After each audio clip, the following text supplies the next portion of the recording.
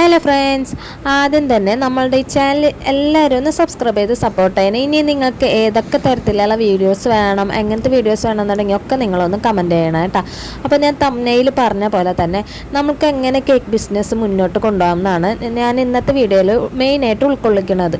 ഈ പറഞ്ഞ ഞാൻ വലിയ കേക്കിൻ്റെ ആളൊന്നുമല്ല, പക്ഷെ എന്നാലും നമ്മളുടെ ഈ ഒരു ചെറിയ ഏരിയനെ സംബന്ധിച്ചിടത്തോളം നമ്മളുടെ കയ്യിൽ നിന്ന് കേക്ക് വാങ്ങിച്ചവരൊക്കെ ഒട്ടുമിക്ക പേരും നമ്മളുടെ കയ്യിൽ നിന്ന് തന്നെയാണ് പിന്നെയും വാങ്ങിക്കുന്നത്.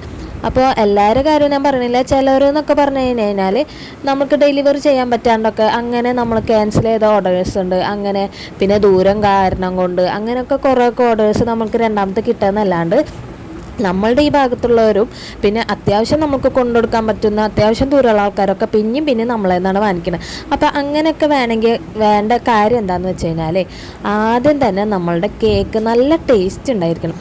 ടേസ്റ്റ് ഉണ്ടാവാമെന്ന് പറഞ്ഞു കഴിഞ്ഞാൽ കേക്കിൻ്റെ സ്പോഞ്ച് മാത്രം ശരിയായി പോരാ, നമ്മൾക്കത് എന്താ പറയുക, അതിൻ്റെ ഫില്ലിങ് നമ്മൾ നന്നായിട്ട് ഇട്ട് കൊടുക്കണം. അത്യാവശ്യം നമ്മളെ കൊണ്ട് പറ്റാവുന്ന പോലെ മാക്സിമം നമ്മൾ എന്ത് ചെയ്യണം, നമ്മളെ കേക്ക് നല്ല ഫിനിഷിങ് എടുക്കണം.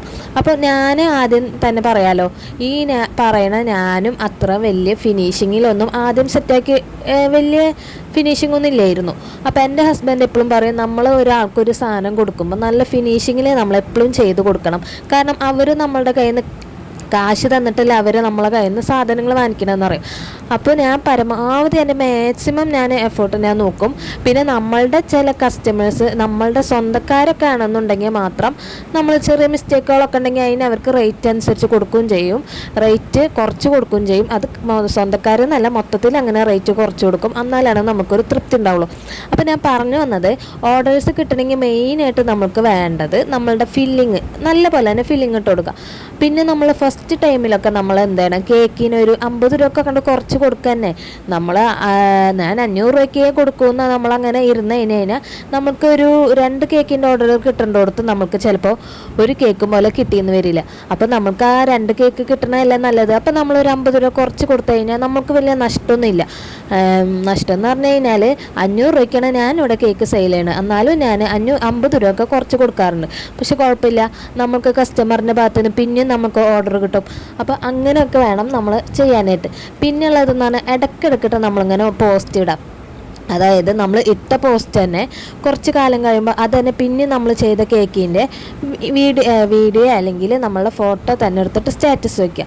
അല്ലെങ്കിൽ പിന്നെ നമ്മൾ ഇടയ്ക്കിടയ്ക്കിട്ട് ഇങ്ങനെ ഓരോ എന്നിട്ട് ഓഫർ സെയിലുകൾ ഉണ്ടാക്കിയിട്ട് നമ്മളത് പിക്സൽ ലാബ് എന്ന് പറഞ്ഞ ആപ്പിലൊക്കെ പോയിട്ട് നമുക്ക് സുഖമായിട്ട് ഉണ്ടാക്കാൻ പറ്റും ഓരോ പോസ്റ്ററുകൾ.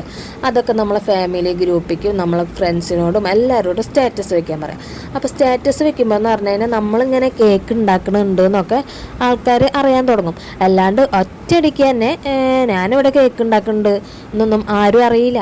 നമ്മൾ പരിശ്രമിച്ചാലേ നമുക്ക് ഓർഡേഴ്സൊക്കെ കിട്ടുള്ളൂ. അപ്പോൾ ഞാനും ഈ പറഞ്ഞ പോലെ ഒരു ഏകദേശം 2 വർഷം ആവണുള്ളൂ ബേക്കിങ് തുടങ്ങിയിട്ട്. അത്യാവശ്യം കുഴപ്പമില്ലാത്ത രീതിയിൽ തന്നെ എനിക്ക് ഓർഡർ കിട്ടിയിട്ടൊക്കെ ഉണ്ട്. പിന്നെ ചില സമയത്തെന്ന് പറഞ്ഞാൽ എനിക്ക് തീരെ ഓർഡർ ഇല്ലാണ്ട് നമ്മൾ ക്രീമൊക്കെ വേസ്റ്റ് ആയി പോയിട്ട് വരണ്ട്. പക്ഷേ അത് പറഞ്ഞിട്ട് കാര്യമില്ല.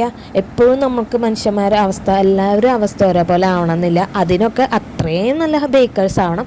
പിന്നെ നമുക്ക് വേണ്ട ഒരു കാര്യം എന്താണെന്ന് വെച്ച് കഴിഞ്ഞാൽ മെയിനായിട്ട് നമ്മളൊന്ന് മുന്നിട്ട് പ്രവർത്തിക്കുന്നവരാണെന്നുണ്ടെങ്കിൽ നല്ല ഓർഡേഴ്സ് കിട്ടും.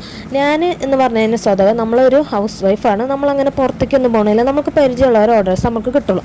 പക്ഷേ നിങ്ങളൊരു ജോലി ചെയ്യുന്നവരാണെങ്കിലോ അല്ലെങ്കിൽ പുറത്തേക്കൊക്കെ വല്ല കാര്യങ്ങൾക്കൊക്കെ പോകുന്നവരാണെങ്കിലോ അല്ലെങ്കിൽ പുറത്ത് ആൾക്കാരായിട്ട് നല്ല കണക്ഷൻ ഉണ്ടെങ്കിലോ ഒക്കെ നിങ്ങൾ അവരോട് അങ്ങോട്ടേക്ക് പറയാം, ഞാനിങ്ങനെ കേക്ക് ചെയ്യുന്നുണ്ട്.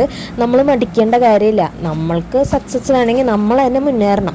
അപ്പോൾ നമ്മൾ പറയാം, ഞാൻ ഇങ്ങനെ കേക്ക് ചെയ്യുന്നുണ്ട്. അല്ലെങ്കിൽ നമ്മൾ കൂട്ടുകാരോടോ അല്ലെങ്കിൽ ജോലിക്ക് പോകുന്നവരൊക്കെ എന്നുണ്ടെങ്കിൽ അവിടെ ഉള്ളവരോട് പറയാം, ഫ്രണ്ട്സിനോടൊക്കെ പറയാം, ആർക്കെങ്കിലും കേക്ക് വേണമെങ്കിൽ റേറ്റ് കുറച്ച് തരാം പറഞ്ഞാൽ മതി നമുക്ക് പറയാം. ഫസ്റ്റ് കുറച്ച് കാലമൊക്കെ നമുക്ക് ഡെലിവറി ചെയ്യാനും ഇതിനൊക്കെ നമ്മൾ പിന്നാലെ നടക്കേണ്ടി വരും. പക്ഷേ നമ്മളുടെ ഈ ഒരു കേക്ക് എന്ന് പറയുന്ന സംഭവം ഒന്ന് ക്ലിക്കായി കഴിഞ്ഞ് കഴിഞ്ഞാൽ പിന്നെ നമുക്ക് കുഴപ്പമില്ല. എൻ്റെ കയ്യിൽ നിന്ന് കേക്ക് വാങ്ങിച്ചിട്ടുള്ള ഒരുപാട് പേര് പിന്നെ എൻ്റെ കയ്യിൽ നിന്ന് കേക്ക് വാങ്ങിക്കാത്തവരും ഉണ്ട്. ഒരുപാട് തന്നെ കുറച്ച്, അതായത് ഒരു 100 പേര് എടുക്കുകയെന്നുണ്ടെങ്കിൽ നമുക്കതിലൊരു 10 പേരൊക്കെ ഉണ്ടാവുള്ളൂ അങ്ങനെ നമ്മളുടെ നിന്ന് രണ്ടാമത്തെ വാങ്ങിക്കാത്തത്.